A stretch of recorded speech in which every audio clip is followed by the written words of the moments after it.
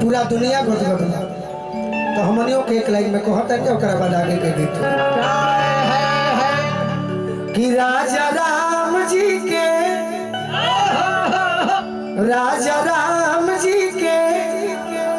अरे बनल मंदिर हो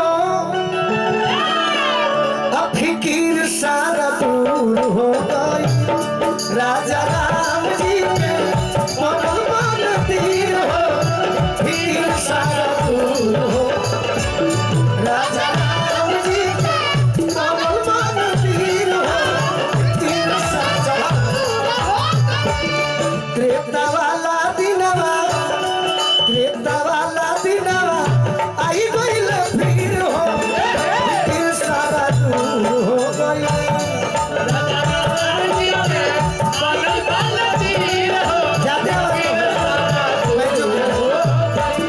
राजा राम जी के बनल मंदिर हो फिर सारा दूर हो गई।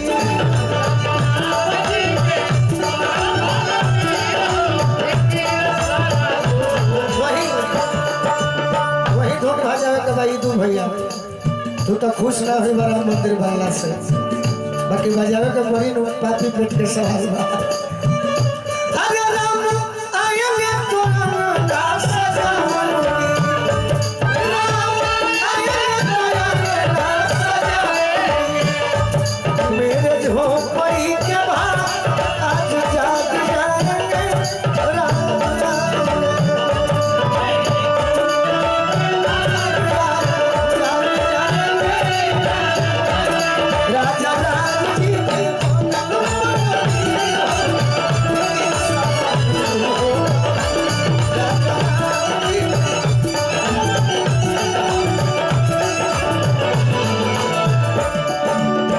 वही मर्यादा पुरुषोत्तम रामचंद्र जी बने 500 साल तिरपाल में जे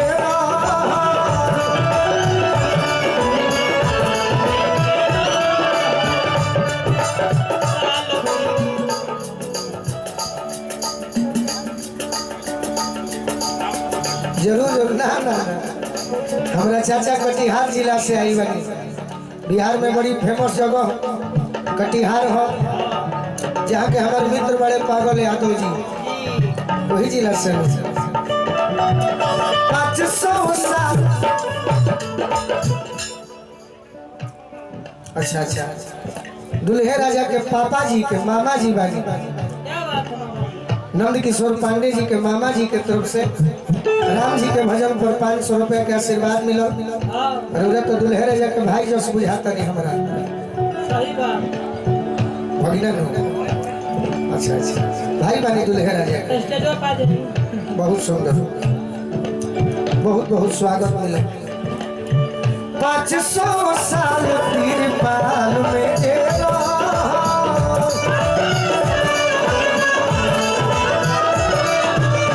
निश्चिंत रही एकदम जाई मत जस रात बीती तस मजा आई सुते के नहीं खे खाली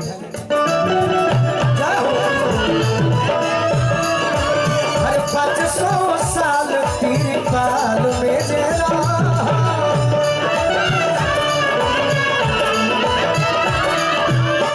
बनी गई वो न हो के देखी अब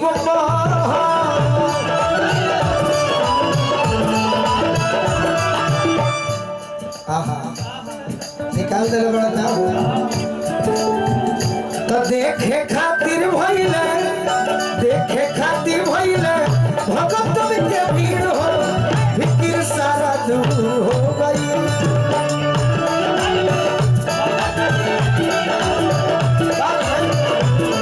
देखे खातिर भइले भगत के भीड़ हो फिकिर सारा दूर हो गई।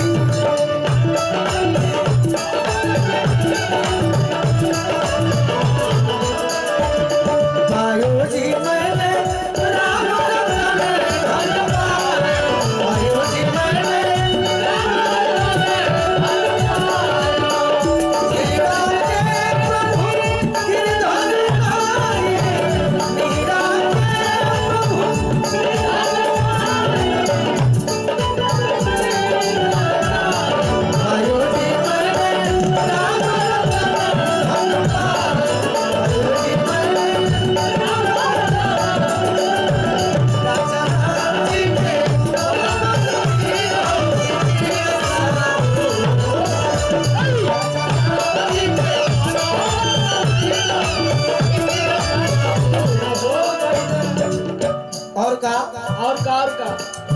सबके गलत केहू कहिया ले कही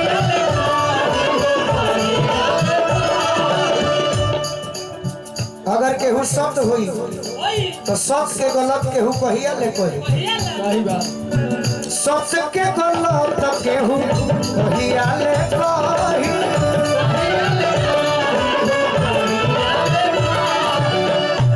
दुल्हे राजा के छोटे भाई अच्छा बड़ भाई तो हम दुल्हे राजा के देखने नहीं थी दोनों भाई गोलू राजा के भाई बहुत बहुत आशीर्वाद दे तो प्रोग्राम में जमला लेखा हो गई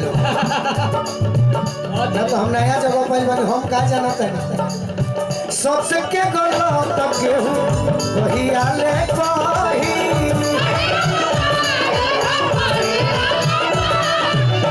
सही तो कहियो भी सही अनुराही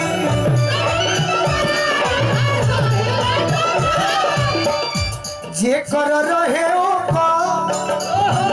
तो जे कर रहे ओकर भइल जागीर हो फिकिर सारा दूर हो गई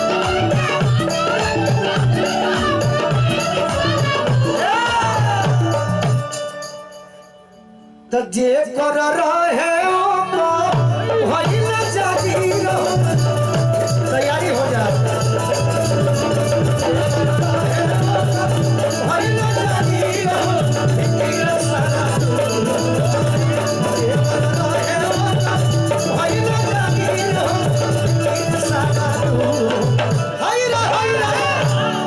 एक बार प्रेम से बोली हाथ उठा के